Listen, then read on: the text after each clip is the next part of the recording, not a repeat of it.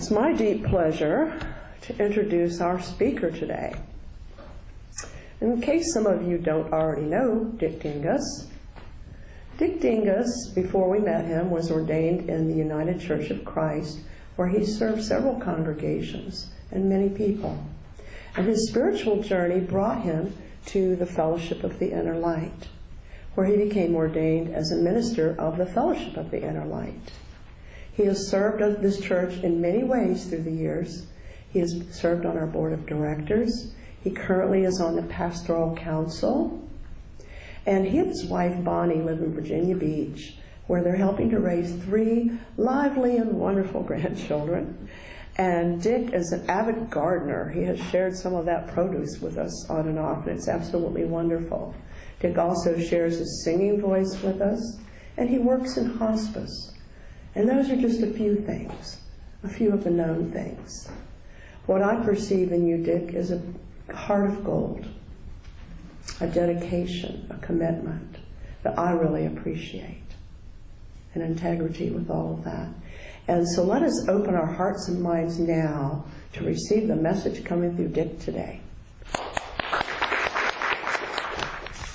Thank you, Susan, for that introduction.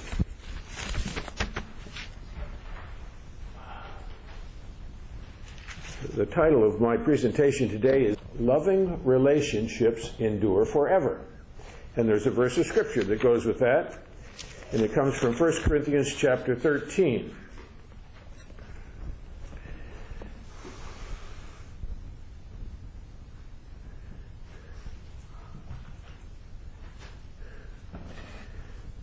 Verse 8, the first part. Charity never faileth. Now this is the King James Version. The word love was translated charity at that time. And the meaning is, if you'll find in a more modern translation, is love never ends.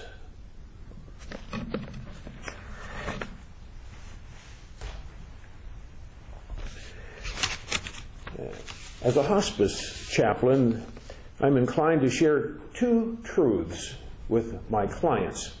The first is that life continues beyond physical death. The body dies, but consciousness continues. Those who have had this experience say that their consciousness continued seamlessly. It expands as if melding with universal mind. And when it melds, it gains all knowledge. For example, Bill Taylor died and came to understand how the universe works, both the spiritual and the physical realms. He didn't retain the details when he returned, but he remembered that he knew it when he was away from his body. The second truth I wish to share with my clients is that loving relationships continue forever. Those whom we love remain in relationship with us, even though their physical bodies may die. The physical part of the relationship is lost, but we remain connected in love. A good analogy to losing a loved one to physical death is the way families emigrated to the United States generations ago. The family may have been suffering economic or political hardship. They looked to the United States as a land of promise and opportunity. So the father, the head of the household, would emigrate first. He would tell the family, "I'm going ahead of you. I'm going to get a job and a place where we can all live, and then I'll send for you." Then after that, he would get on a boat, and he would be gone. But every once in a while, the family would get a postcard or a letter from him. He was out of sight, but still in relationship. So it is with our loved ones who have crossed over to the other side.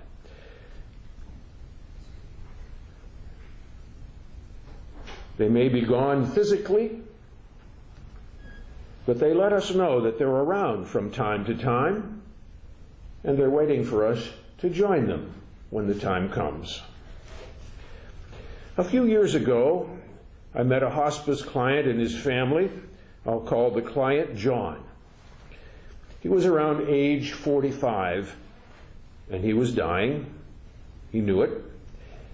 I didn't know what the family believed, and so I said gently to John that many people have had the experience of dying and experiencing life beyond the physical. He said, "I know. It happened to me." And he went on to explain that he once left his body and went to a peaceful place. He said it felt like sitting on a cloud. Next, I wanted the family to know that once John passed, they could still experience a connection with him. They could talk to him, and he might talk back to them. So I asked John what he believed about communication between the realms. And he told me this story. I was up late one night. I was sitting at the kitchen table. The door was open to the backyard, but the screen door was closed. It was summer. All of a sudden, my high school friend Gerald, who had died shortly after high school, came walking up to the screen door. I asked, "What are you doing here?" Gerald answered, "I wanted to know how you were doing, so I asked God, and he gave me permission to come and visit you." John said they talked back and forth through the screen door for what seemed like several minutes. And then Gerald said goodbye, and he turned around and walked away. John and his family already knew the two most important truths that I wanted to share with them, so I simply assured them that many people have reported similar experiences. I wanted them to know that it wasn't John's imagination. We remain in the hearts and the minds of those who have been graduated from this physical realm. They know of us, they want to help us, and sometimes they communicate with us. About 10 years ago, one of my former parishioners wrote to me with this story. Her son had had AIDS, and he had died. In the weeks that followed, she spent her time trying to get his affairs in order. She knew that he left a will, but she could not find it. One morning, she got a phone call from her daughter, and her daughter said that her brother had appeared to her in a dream the night before and had told her that the will was under the blotter in the fold-out desk. The mother went to the desk, lifted the blotter, and there was the will. I often tell this story to persons who question whether a visit from a loved one in a dream was imagination or reality. The communication of a verifiable fact indicates that it was reality, and the involvement of a third person shows that it was not imagination. Two main characteristics accompany visitations and distinguish them from dreams. They are vividness and being remembered easily. Dreams are often vague and are easily forgotten. Visitations are clear, often hyper-real, and are etched into our memory. Even though our loved ones are no longer in the physical, they are only gone from our sight. They still know what we are doing. They're still interested in helping us. They can give us information. But most of all, they want to give us a sign of their presence. In our culture, many have accepted the conclusion of scientific materialism, which is that nothing else exists except this physical realm. And our language reflects this conclusion. It's often said as the last word on truth, if you're dead, you're dead. And no one has ever come back from the dead to tell us that life continues. Yet the experiences of millions of people around the world show that this conclusion is inadequate to explain common recurring phenomena. So we need to change our language. The dead are not dead. They are more alive than they were on earth. They are not even the departed, because they're still with us, especially when we think of them. A more accurate way of describing them is as those who have transitioned back to spirit. In essence, we are spirits.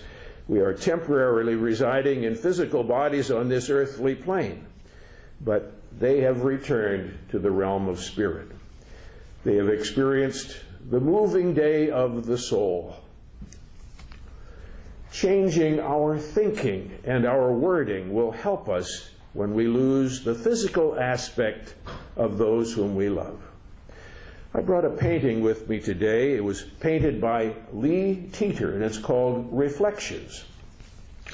In the painting, as you can see, and you might need to come forward later to see this more closely, a man is leaning against the Vietnam Memorial Wall. And we can only imagine the story. It might go like this. A father has come to the wall to grieve the loss of his son who fought and died in Vietnam. He has found his son's name etched into the wall, and he has put his hand over the name to feel close to him. And you can feel his grief. You can see it in the shadow which falls on the wall. Unknown to him, but from the other side, his son is meeting his hand with his own hand. And with the son are those who fought and died with him. Lee Teeter has made excellent use of chiaroscuro because the point at which the hands touch is the focus of the light. And then it streams down into the man's being through his arm. With this painting, Reflections, Lee Teeter has illustrated well the truth that loving relationships endure forever in this realm and the next. Your transitioned loved ones are still alive. They know of you, and they can and do communicate. And I'll bet that you have stories to share, and I would love to hear them. Perhaps you'll tell me today, or email me a story. My email address is richardadinges, D-I-N-G-E-S, @AOL.com. Our loved ones communicate with us most easily in dreams. That's when we are asleep and our conscious mind releases control to the subconscious mind. And the subconscious mind is where all of us are still connected. We may also receive a communication when we are about to fall asleep or when we are just waking up. Waking up is when we will most likely remember such a communication. Some years ago, I was getting my car repaired in an auto repair shop, and I was in the customer waiting area, and I got to talking with another customer, and he told me this story. His mother had died, and one morning he woke up and his mother was standing at the foot of his bed. "Mom, what are you doing here?" he asked. "I have a message for your father," she said. "What is it?" he asked. "Tell him that I'm alive, I'm happy, and that when he thinks of me, I am with him." And then she went away. The man told his father, and his father replied, "Sounds like her." Betty Eady had a near-death experience and wrote about it in her book, Embraced by the Light. She wrote that when we think about loved ones who are no longer in the physical, we send up a brilliant signal like a Klieg light. Our loved ones receive our thoughts and have the option of visiting us. Stories of such visitations are more common than you might think. We just have not gotten into the habit of telling them to one another. But I commonly ask my hospice clients and their families if they have seen loved ones in dreams. And many of them tell me their stories. And it assures the whole family that when the person who is sick to the point of dying transitions, they will remain in communication with that person. Bill Guggenheim and his wife Judy worked for years to gather such stories, which have been labeled after-death communications, or ADCs for short. They gathered these stories from around the world, and they put 353 of them in their bestseller, Hello from Heaven. It's a paperback, and it's been translated into many languages around the world. You could go online and learn more. Just Google Hello from Heaven. A favorite story from that book is of a young lady who was in a college dormitory. One night, in a dream, her grandfather appeared to her and said, "Wake up, close and lock your window." And so she did. Her room was on the second floor, and outside her window was a walkway that led to a fire escape ladder down to the ground.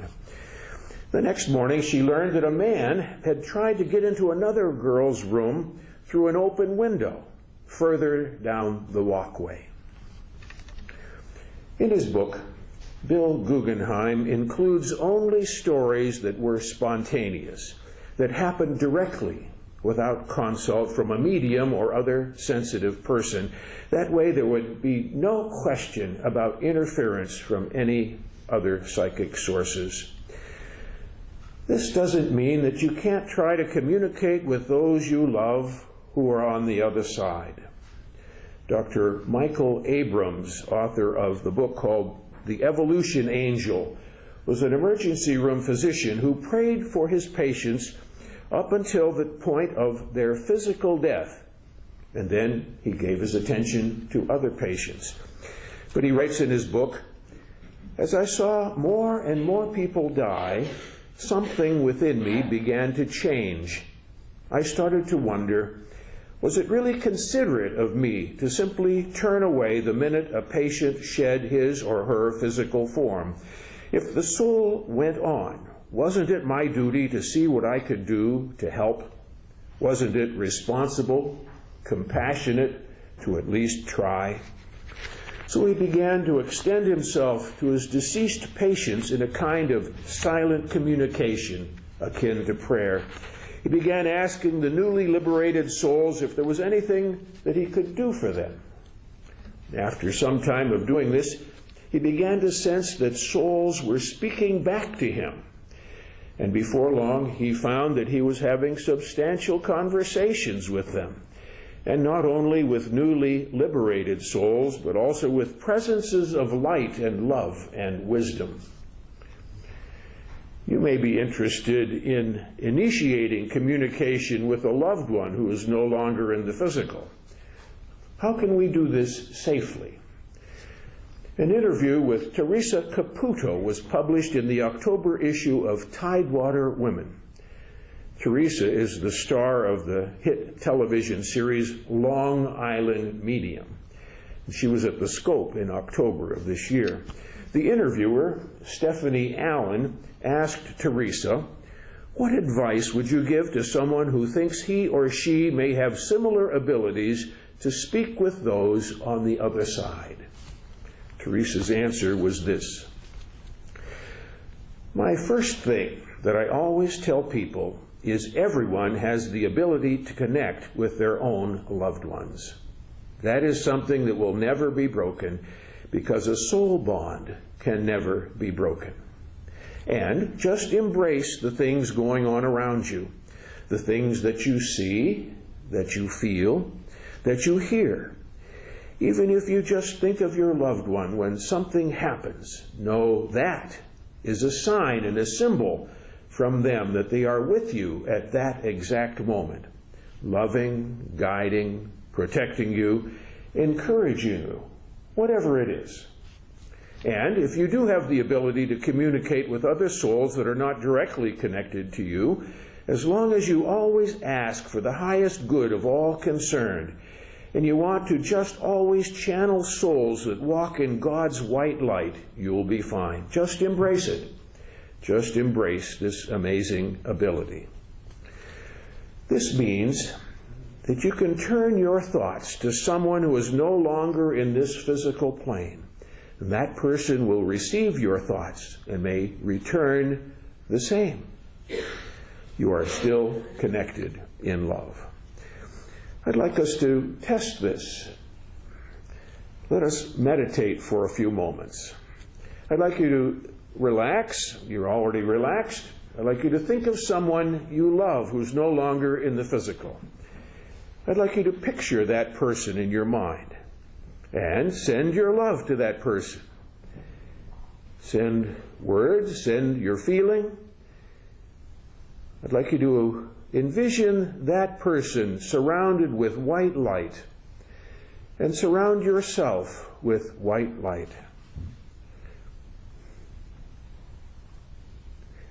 And now we're just waiting.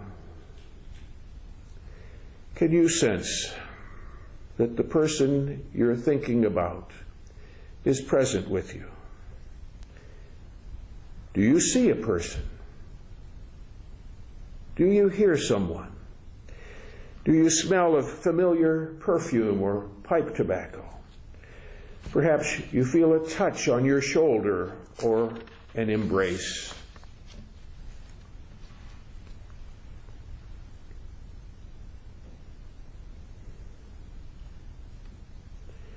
For me, the presence of someone no longer in the physical often feels like a vibration, and there's some warmth to it.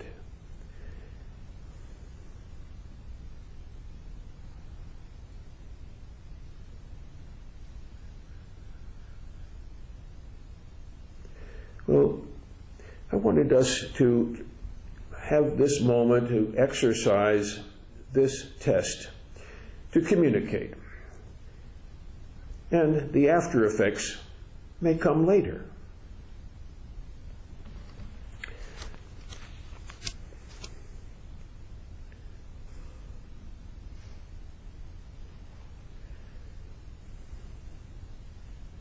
Our lives are intricately woven together.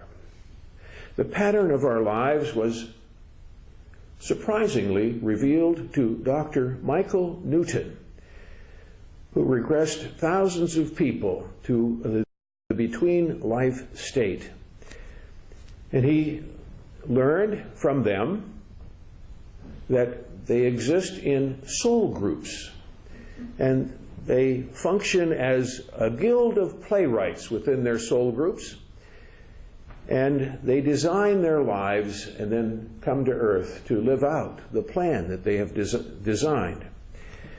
I summarized the description in what I call the stage.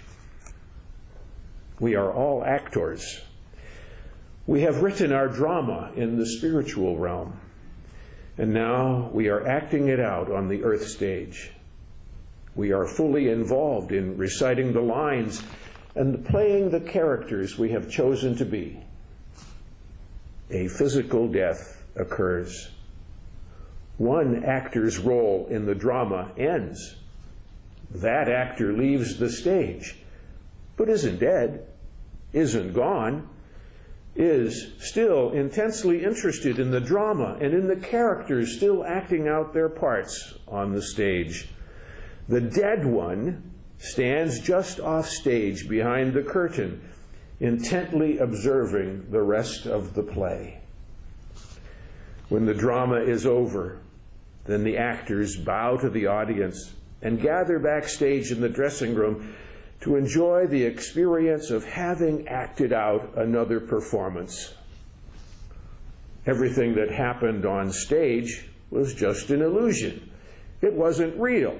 It only explored the dynamics and the feelings that we wished to experience when we planned the drama. What is real is the bond of love that we actors have for one another, and our interest to continue exploring the possibilities of life that never ends. Thank you.